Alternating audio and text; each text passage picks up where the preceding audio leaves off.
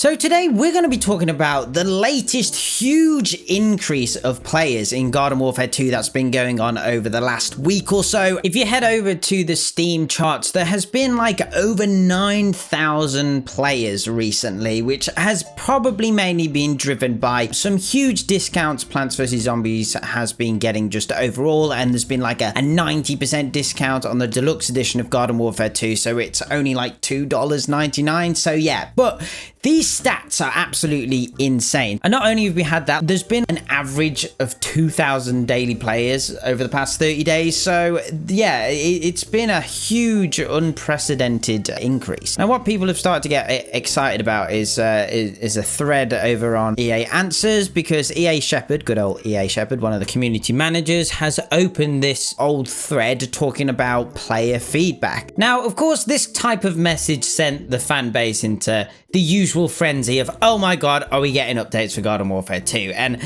I don't want to be a party pooper, but Shepard does go on to say, I cannot promise any type of update to the game, servers, content, etc., but we do need to get things rolling on how we, and I mean peeps like me, can support you, the players, as best we can. It is interesting that they've put this out. Have they been given a directive to search this? But obviously this influx of new players is huge, and this could mean several things. Obviously the top of the list, like the ultimate thing that we could get, is new content. I still really think it's unlikely, and obviously this is what we always get excited about. The PvZ community, we're notorious for getting excited about the hope that we could get new content for these older games. Yep, our track record doesn't serve us well, unfortunately, but nevertheless, it would be flipping awesome if we got that. But yeah, obviously another thing is continuing the series. Battle for Neighborville didn't go to plan. It did not go down well, but the Garden Warfare formula has a lot of potential still. Obviously, the other interesting suggestion from the community is crossplay. We've talked about this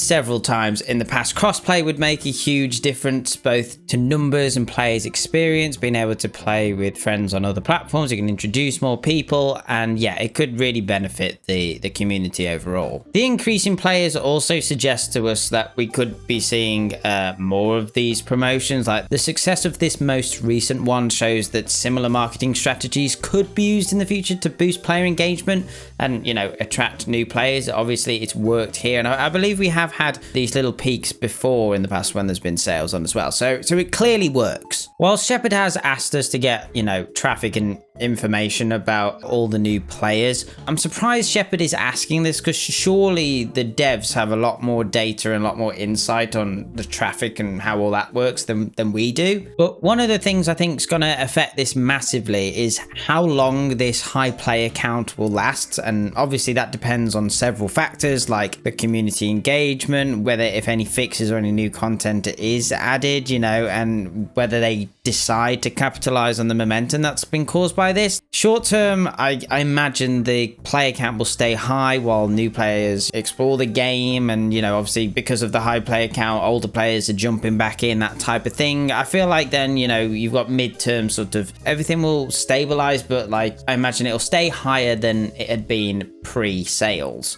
And then whether we actually get anything, obviously long term, things could go back to the way they were, or this could be the moment where they decide to go, right, there's clearly still some interest in the game and we need to do something about this. The only thing I would say before we finish up is I'd take this with a grain of salt. I really would, and I think I've got a little bit of a cautious view. The biggest thing for me is I don't think PopCap have the team anymore. They certainly don't have the original Garden Warfare 2 team, and I just don't think they've got the resources anymore to do it, which unless somebody in PopCap is put into some sort of case to EA to try and get funding to go back to these games, that's the only thing I can think of why they'd want to build all this traffic. But it's really exciting. I hope something comes of it.